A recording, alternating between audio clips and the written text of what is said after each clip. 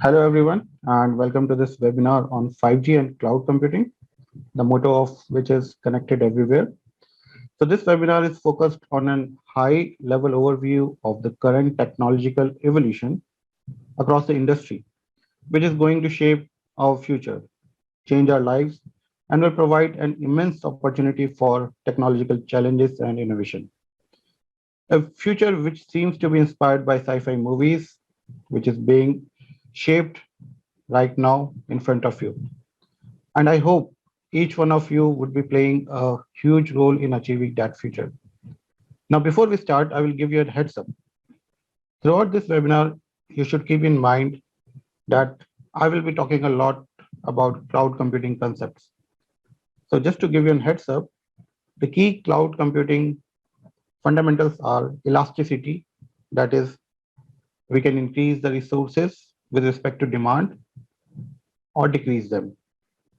So, this feature of elasticity is very crucial to cloud computing. The second concept is virtualization, where we define all the functionality of a system through software. And the third concept is service oriented architecture, where we design systems in such a way that each one of them provides some form of service to either humans or to other systems. So, whenever you are going to see any system, just keep these three concepts in mind, that is elasticity, virtualization, and service oriented architecture. So, the agenda of today would be we'll first try to identify what 5G is. We'll talk about the enabling technologies of 5G networks. We'll see how cloudification helps us achieve the requirements specified for the 5G networks. We'll talk about a case study of 5G, that would be V2X, that is connected vehicles with everything, and see how 5G networks can achieve this challenge.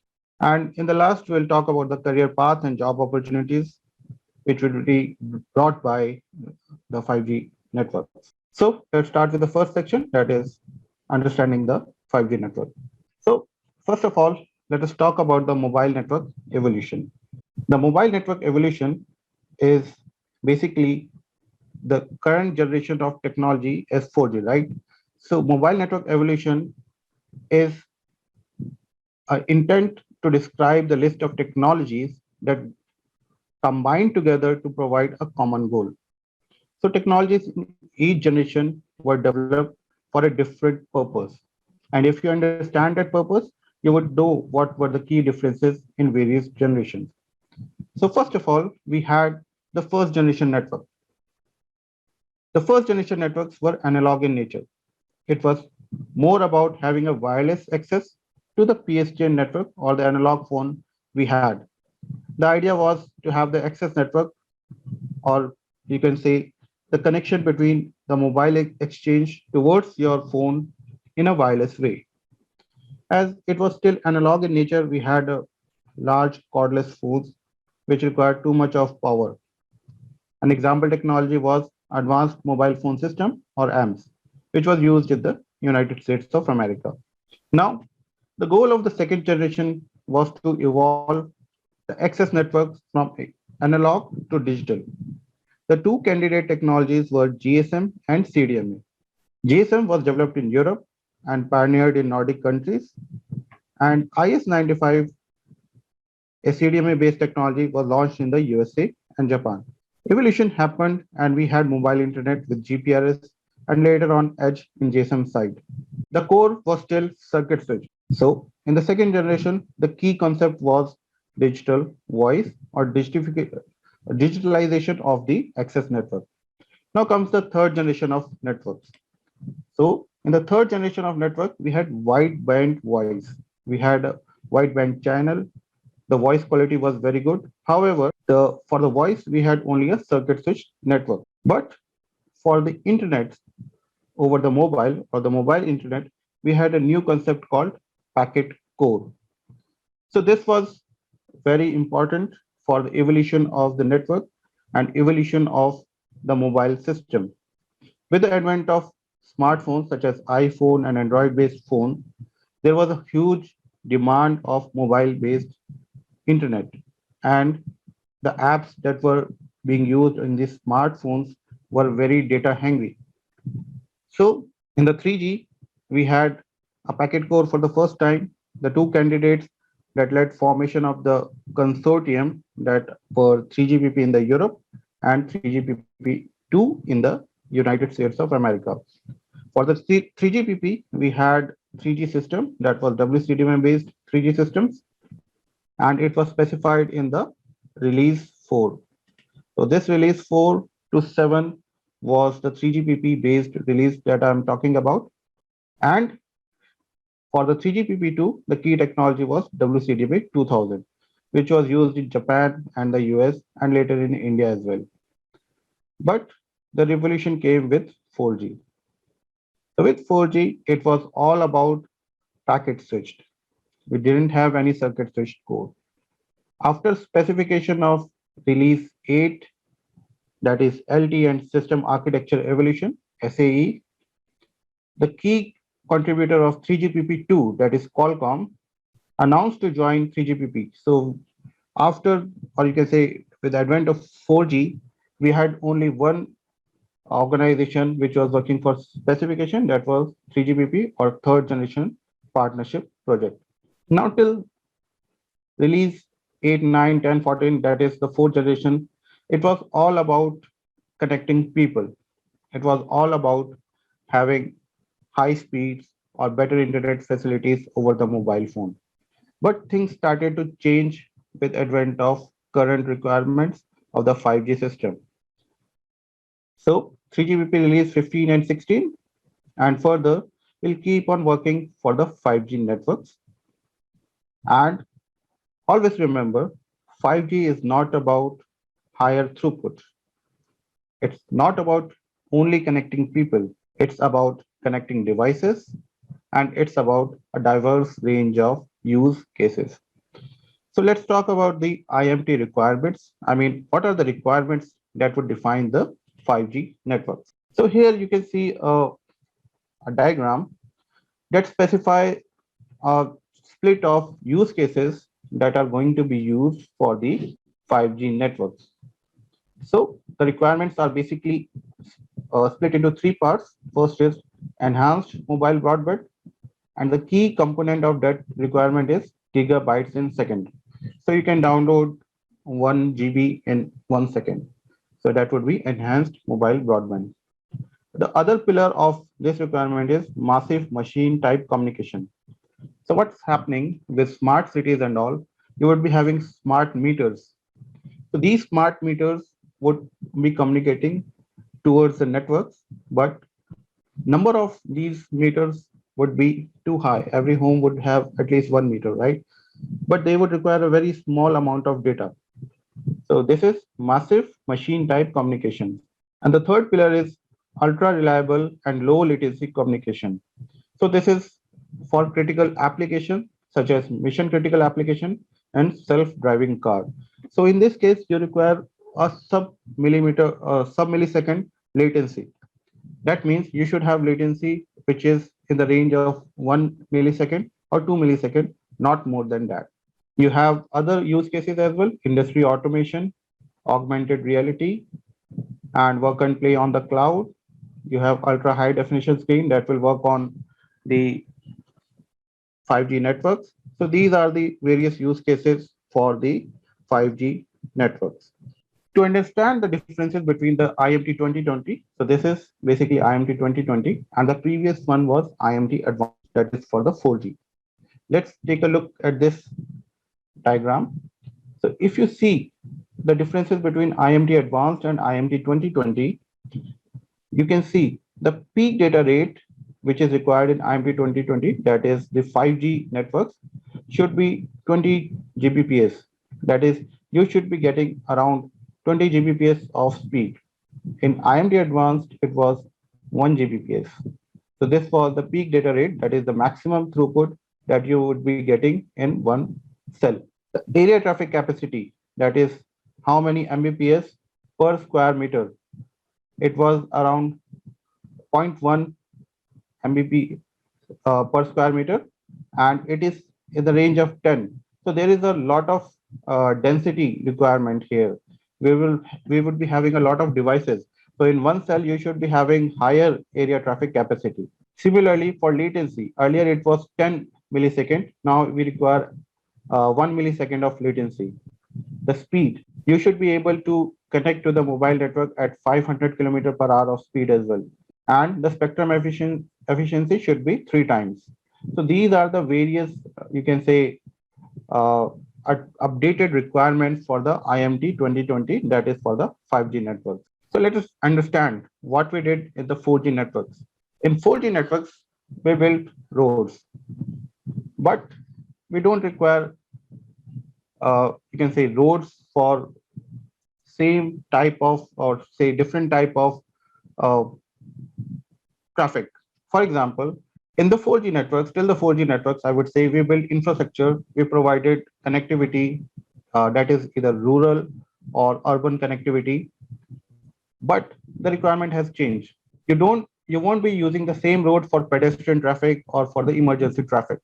All these have a different, you can say, requirement for a different type of roads. So what we are doing in the 5G networks, we are trying to build lanes. So let us understand with this analogy. We have this road. Now in the 5G networks, we are going to build some lanes. So the first lane is for massive machine type communication. You can think of it as pedestrian traffic, where you have slow moving pedestrians on the side of the road. They are huge in number, but they require very low, you can say, throughput, and that's why you have to build a separate lane for the pedestrian traffic. Similarly, for emergency traffic, you build a, you can say, lane in the center so that they have access to emergency. At the time of emergency, they have the access to a segregated lane. So this is for very low latency, high critical communication, that is ultra reliable, low latency communication. And the next lanes is for eMBB, that is broadband, and it has high throughput requirement. So just to revert this into a different way, we are going to create different logical networks in the same physical network. So in other words, different lanes in the same row. For this, we have some technologies that have been evolved, and these are NFV, SDN, and CUPS. We'll try to understand what are these technologies. There is another software architecture called service-based architecture. And on the RAN side, that is the radio access network, we have a functional split. So these three we will talk about in the next coming slides. So, but when this is going to happen? In India, we are going to see some 5G trials later this year, but 3GPP has already specified the requirements for the 5G networks, and these are in the following series. 38 series is for the new radio, that would be the new radio access technology for the 5G. We have service requirement for next generation and new services and market in series 22.261, system architecture for 5G system in 23.501. So you can just go through these series. You can, if you want, you can download the specification and read about them. Now the current 5G networks across the world, this is from the Ookla 5G map. And you would see there are a lot of locations where 5G is readily available, like in Australia, there is some in Maldives, in China, in USA, and Europe. In Germany, there is around 10,000 locations. In USA, in the East USA, we have 4.1 thousand locations. Similarly, there is a lot of deployments of 5G happening all over the world as of now. So let's go to the next section and try to understand the enabling technologies of 5G. So let's talk about the enabling technologies of 5G. First of all, let us try to understand what is the current 4G network. So the 4G network that we have is called the LTEPC network. We have the evolved packet core. This is the core. We don't have any circuit switch core here. So that means everything is based on routing. So you have the packets which are being switched or routed. You don't have a circuit-based connections, like you don't have end-to-end circuit. The decision is based on the coming packets. So we have a packet core here. We call it evolved packet core. The connectivity is provided using a backhaul. This is called S1. And then we have the LT, that is the radio access network. So the high level view is these three components of a network. We have the evolved packet core, we have a backhaul, and then we have a radio access network, that is the LT. So you receive the signal from the air interface over the LT, radio access network, which provides you the service through the backhaul, and the services are being provided by the core network. Now, if you understand the block diagram of LTEPC, you have a UE, that is a user equipment. You are connected to a eNode B over the air interface. The connection between the eNode B is called X2. And then you have connection from eNode B to MME, that is the mobility entity. And this connection is called S1 MME. Then you have HSS, which is the database of the users. And the connection between MME and HSS is S6A. The serving gateway provides you the user throughput, or you can say the user packet, and this one is for the control plane. This is for the user plane, so that's why it's called S1U from eNode B to SGW. Then you have the packet gateway, which is connected to the data network, and you have PCRF, so which is for the policies related to the usage of the services. So this is the connection of, you can say that this is the block diagram of LTEPC network, and this constitutes the evolved packet core. So the first technology, or you can say the first concept that we are going to apply to the EPC is called the CUPS, that is control and user plane separation. So control and user plane separation means that we are going to segregate all the signaling and the user traffic into different components. So data and signaling have different functionality. And we would apply this to all the three parts of the network: 5G core, 5G transport, and the 5G LAN. So let's see what would happen when we apply this concept to the evolved packet core. So after applying CUPS, that is control and user plane separation, what will happen? We will be having two components for SGW, that is SGWC and SGWU, that is a serving gateway for serving gateway control and serving gateway user plane. Similarly, for packet gateway, we'll be having packet gateway control and packet gateway user plane. So this is already control part. This is the user part, but in EPC, we had some form of signaling already in this user plane as well. So now we are going to segregate it more, and we have to divide it into two parts. Next technology, or you can say the next concept that we are going to apply is called the service-based architecture. So in EPC, what happened? We had all this into a different component, but now in 5G, we are going to use service-based architecture. So we would be having one logic, and there are two forms. Either we can subscribe to that architecture, or we can provide a request. So think of this like if you are going to a restaurant, you request for some thing over the menu. So this is kind of the same logic, and you would be provided that service. So this service-based logic is a type of system architecture that is about cloudification of the network, and we can develop microservices or a service-oriented architecture. And this is also another term for APIs, that we can have APIs, application programmable interfaces, that you can provide some request to that architecture or system, and it will provide you some response. So once we apply this logic of service-based architecture, what will happen? The functionality of HSS can be divided into two parts, that is authentication system function and UDM, unified data management layer. So this is the data management layer which will contain all the data of the network. And authentication function can be segregated, right? So HSS had two parts and two functionalities, that is authentication function and UDM. PCRF will have a policy control function.